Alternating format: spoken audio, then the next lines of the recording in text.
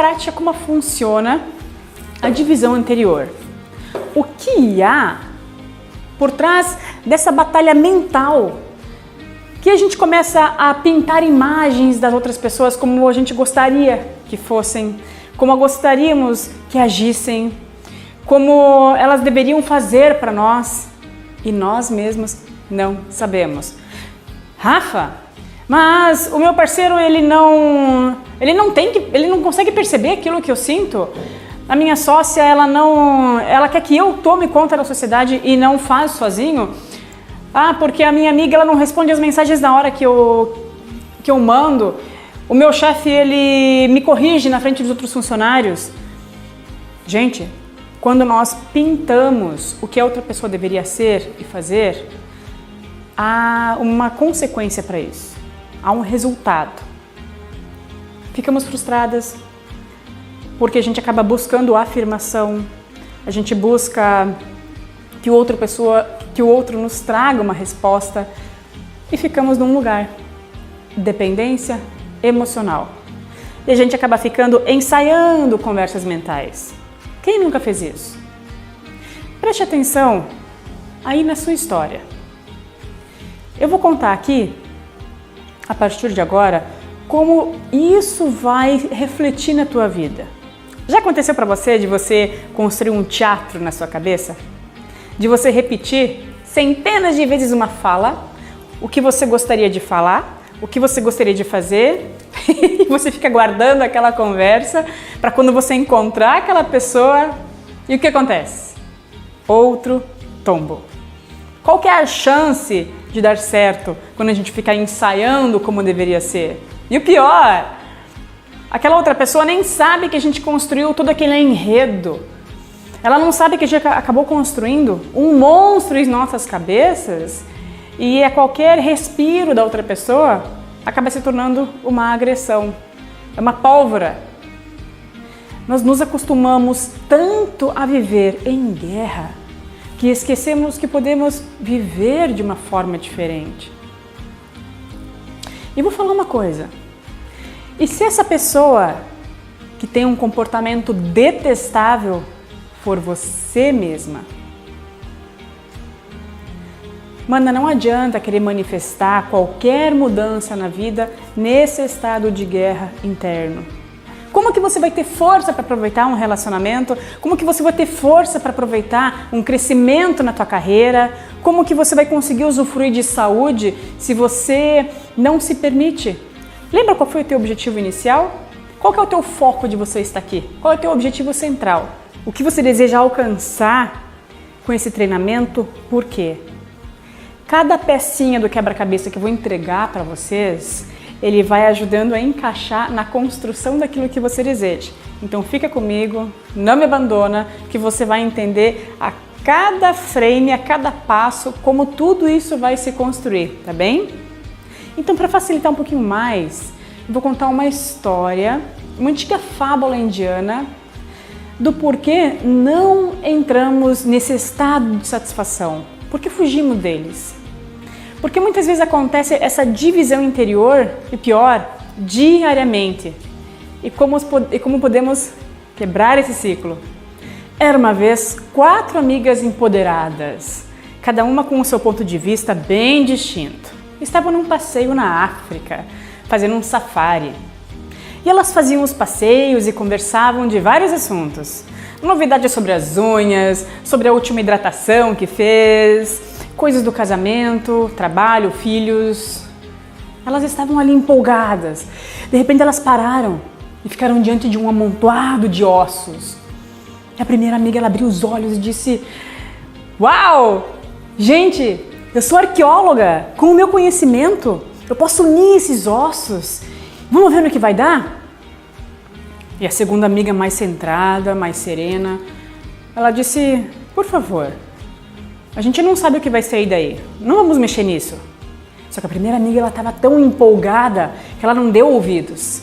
Ela foi lá e num instante reconstruiu o esqueleto e se transformou num animal enorme. E a terceira amiga olhou aquilo e ela disse: "Uau, com o conhecimento que eu tenho, eu posso unir todos esses ossos eu posso desenvolver carne, pele, os órgãos. Vamos ver que bicho vai dar? E a segunda amiga, mais uma vez, centrada, ela disse, calma, a gente não sabe o que vai acontecer. Vamos deixar isso aí do jeito que tá?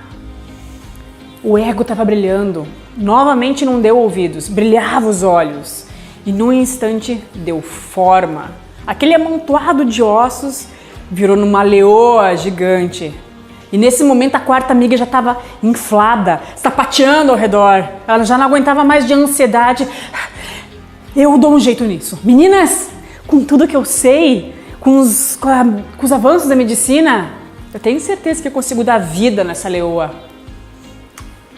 E a segunda amiga, inteligente que ela é, não deu nem tempo da última amiga falar, que ela já tinha desistido mesmo de dizer para ir devagar. Ela imaginava que estava vindo chumbo grosso por aí, escolheu a árvore mais alta que tinha e foi se esconder. E nesse momento a leoa ganhou vida e ela acordou daquela hibernação louca de fome. E vocês já imaginam, né? Devorou as 3 amigas teimosas. Mana, o que eu quero falar pra você a partir dessa história? Você consegue perceber quantas vezes o nosso coração, os nossos sentimentos querem nos trazer algo maior e de repente o nosso ego bloqueia? Quantas vezes um comentário meio torto vira teu humor do nada? Ou teu parceiro não falou aquilo que você esperava e você já enlouqueceu? Ou seu chefe corrigiu você e você se sentiu ofendida de morte? Como que é isso no teu dia a dia? Como que é pra você? Como que chega isso que eu tô falando pra você? Você consegue escolher um comportamento diferente? Então, nesse momento, onde a gente é acometido por uma frustração, o nosso ego fica ferido, a nossa criança fica magoada, o que acontece? Aquela mente bagunçada. E quais são os pensamentos? Para os amigos ele tem mais tempo do que para mim. Porque a outra é mais sexy que eu, acho que eu nem sou o suficiente para ele. Já fica braba, porque ela nem me respondeu o WhatsApp, deve estar me ignorando. O que eu fiz? O que eu fiz para merecer isso?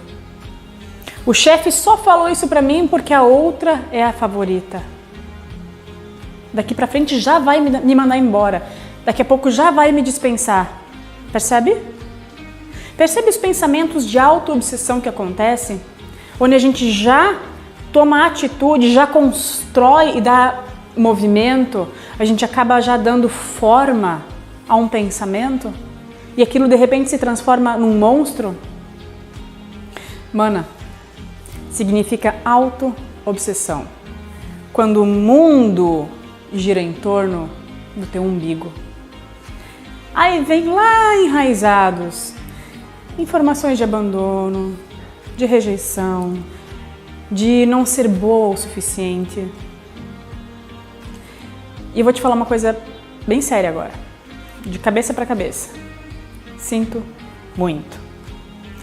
Mana, você não é tão especial assim. O que eu quero falar com isso? Todos nós temos outros assuntos. E quando a gente esquece que a outra pessoa tem as suas vivências, que a outra pessoa não vive só para nós, a gente acaba se colocando no centro das atenções o tempo todo. Como que isso tem acontecido para você? Você tem trazido tudo pro teu lado pessoal? Tudo para você é contra o que você está falando, o que você está sentindo? Você se sente a ovelha negra da família? Eu vou explicar aqui para você como é que funciona melhor essas 3 fases de desconexão, esses 3 estágios de quando a gente nos afasta da nossa eu mulher e de como nos agarramos à nossa criança ferida. O que eu vou trazer aqui para vocês são as 3 fases de desconexão e ela é incrível. Ela é como se fosse essa raiz aqui, ó, uma raiz invasora. Os nossos olhos veem como uma florzinha inocente, não percebe as suas raízes tão profundas e fortes. E o que acontece? Quando a gente menos espera, acaba sufocando a nossa árvore, acaba sufocando o nosso jardim e te faz perder todo o fôlego da vida. Faz sentido? Como que chega para você essa imagem? Como que você reconhece essa imagem na tua vida? Percebe como a gente mata qualquer possibilidade de sucesso quando a gente nos envolve nesse movimento? Como a gente mata a prosperidade de qualquer objetivo quando a gente mergulha nisso? Então preste atenção. Eu vou contar aqui para vocês quais são esses 3 estágios. Vem comigo? O primeiro é a mágoa. A mágoa é como se fosse um amontoado de ossos. Começa por um comentário, por um sentimento de que você não foi ouvida, de que você não foi respeitada, um sentimento de não ser valorizada, um sentimento de ter sido esquecida. Sabe quando você fica com aquele desconforto que nem sabe de onde vem? Mas é exatamente ali naquele lugar que começa a vir a reclamação, que começa a vir aqueles pensamentos: ah, porque o outro não é sensível, porque ninguém vê o que eu faço, porque não pedem a minha ajuda, e você nem pede ajuda, inclusive. Como acontece? Nesse primeiro estágio, a gente sente o desconforto. Recém aconteceu o comentário, recém aconteceu o episódio e você está com aquilo borbulhando em você. Só que muitas vezes você acaba paralisando ali.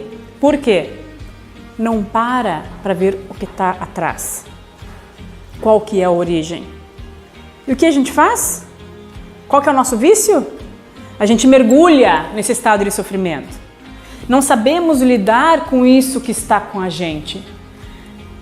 Aí trava a comunicação, ou você explode, acaba falando o que não deve, acaba vomitando aquilo que não deve. E muitas vezes fica ruminando aquilo, criando dissabores. Por quê? Por não saber resolver. E o que acontece, gente? Ganha forma, julgamento.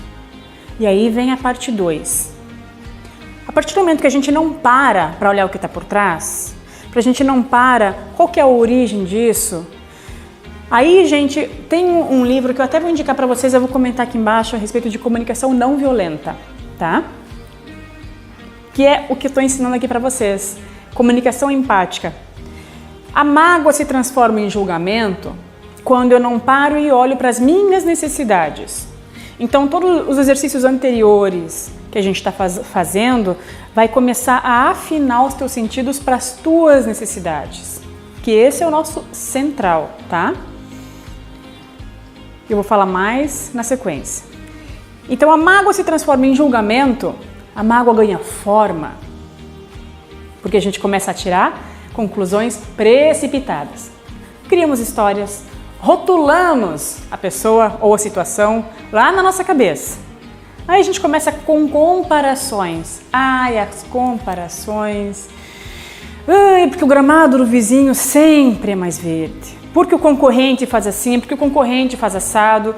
Gente, aqui você está começando a se separar da tua identidade. A insegurança bate forte em relação a quem você deveria ser, fazer, falar. A partir desse momento, queremos provar que somos diferentes ou superiores. A gente não respeita a nossa identidade.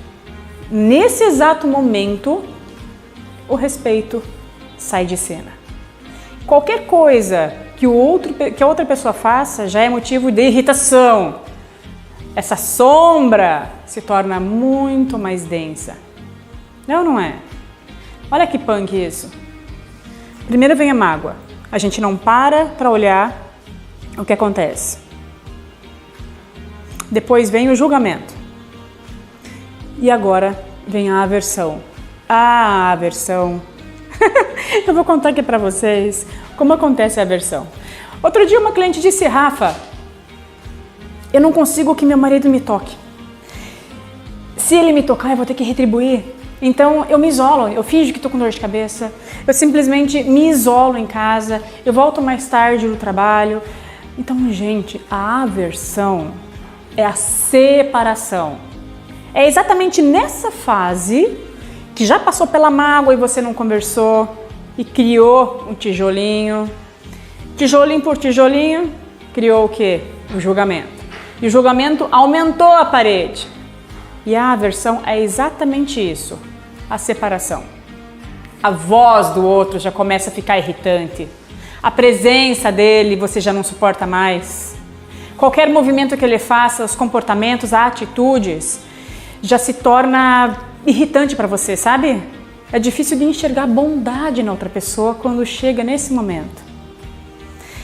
Ai, gente, é tão complicado, porque qualquer movimento, você pode estar viajando, você pode estar querendo realizar algo magnífico, mas se enquanto você não resolve aqui no teu coração, qual que é a tua parte da decepção, qual que é a tua parte que te deixou frustrada, o que o teu coração queria te falar em relação ao que você está sentindo, não adianta. Qualquer movimento externo, ele enfraquece. Ele separa você dessa pessoa.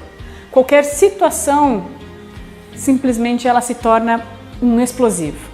Faz sentido para você? Você consegue perceber durante essa semana se aconteceu isso para você? O que você fez? Você consegue perceber? Gente, é tão transformador quando você olha para esse estado mental catastrófico, onde nós matamos qualquer possibilidade de sucesso no amor, nos negócios, na amizade. É tão lindo quando a gente para e olha e afina essa escuta e volta lá para o primeiro estágio. É exatamente aqui, no primeiro estágio, que tudo acontece. É exatamente quando a gente está nesse primeiro estágio, quando a gente impede conscientemente que se transforme em batomushi, que a gente naufrague qualquer movimento, qualquer possibilidade de dar certo. Então é na mágoa, que no primeiro estágio, que a gente evite o arrependimento, que a gente evita que se transforma em divisão. Gente, tem um fator muito profundo aqui, que é o que a gente vai ver na próxima aula, que é em relação ao orgulho, tá? Quando a gente impede da gente viver algo diferente, é o que a gente precisa deixar cair. E é o que a gente vai ver na próxima aula, como desconstruir esse primeiro movimento da separação da nossa divisão interior. Te vejo na próxima aula, na nossa criança interior. Beijo!